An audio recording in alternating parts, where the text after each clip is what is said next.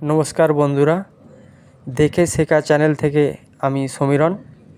আজকে দেখাবো কিভাবে থার্মোকল দিয়ে আদিযোগী বানানো যায়। আপনারা দেখতে পাচ্ছেন আমি থার্মোকল দিয়ে একটা একটা করে হাড়গুলো তৈরি করছি।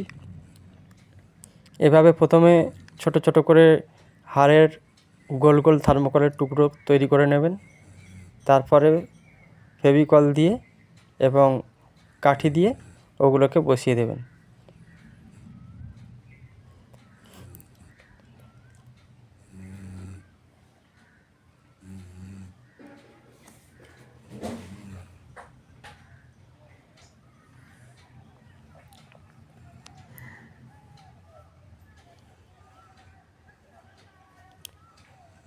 থার্মোকলটা আপনারা মোটাও ব্যবহার করতে পারেন এবং পাতলা করে যে থার্মোকল পাতলা পাওয়া যায় সেগুলোকে আঠা দিয়ে প্রথমে পেস্টিং করে নেবেন।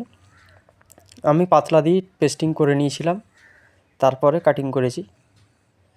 আপনারা চাইলে যেমন সুবিধে সেরকম মোটা থার্মোকল নিয়ে নিতে পারেন। এইভাবে একটা একটা করে প্রথমে বসিয়ে নেবেন।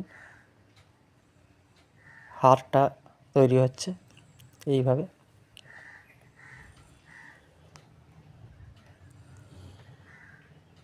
আপনারা আরও নতুন নতুন এরকম আরও কিছু বানানো দেখতে চাইলে আমি দেখিয়ে দেব। থার্মোকল এবং গার্ডেনিং বিভিন্ন রকম সরঞ্জাম যদি দেখতে চান আমার এই চ্যানেলটিকে সাবস্ক্রাইব করে রাখবেন। তাহলে এরকম ধরনের অনেক ভিডিও আপনারা একটা চ্যানেল থেকেই দেখতে পেয়ে যাবেন।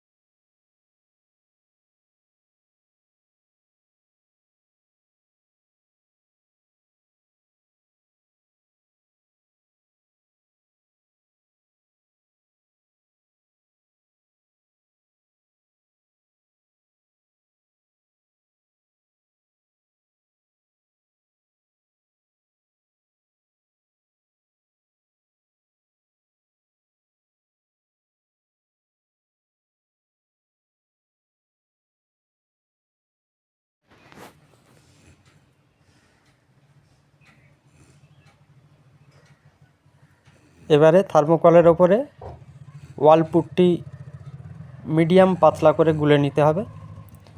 আমি তুলি ব্রাশ দিয়ে প্রথমে একটা প্রলেপ লাগিয়ে নিচ্ছি।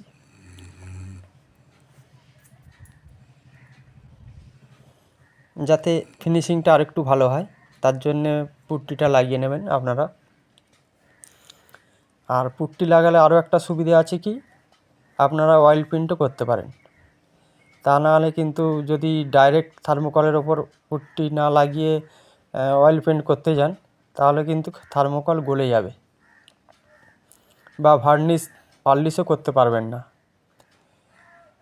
থিনার দিয়ে যে কোনো তেল রং ব্যবহার করলে থার্মোকলের ওপর পড়লে কিন্তু থার্মোকল গলে যেতে পারে। তাই আমি পুট্টিটা লাগিয়ে নিচ্ছি। আমি জল রঙই ব্যবহার করব যদিও, তবুও আমি পুট্টিটা দিয়ে নিচ্ছি যাতে ফিনিশিংটা আরেকটু ভালো হয়। এরপরে সিরিজ কাগজ দিয়ে আপনারা চাইলে পাতলা 100-150 যেমন সুবিধা মতন, একটু পাতলাই ব্যবহার করবেন।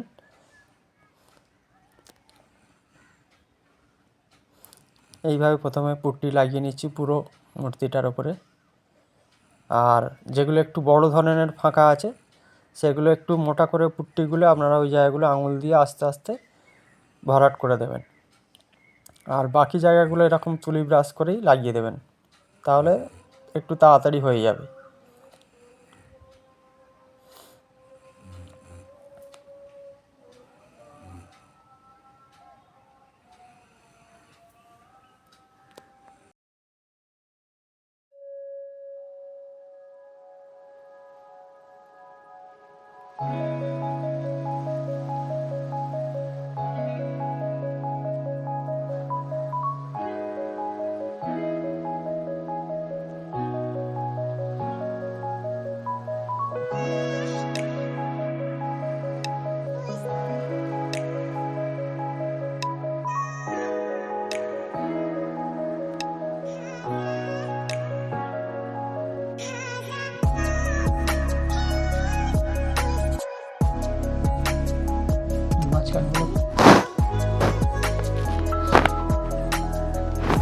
এবারে আমার ওয়াল পুট্টি শুকিয়ে গেছে, আমি ব্রাশ করছি।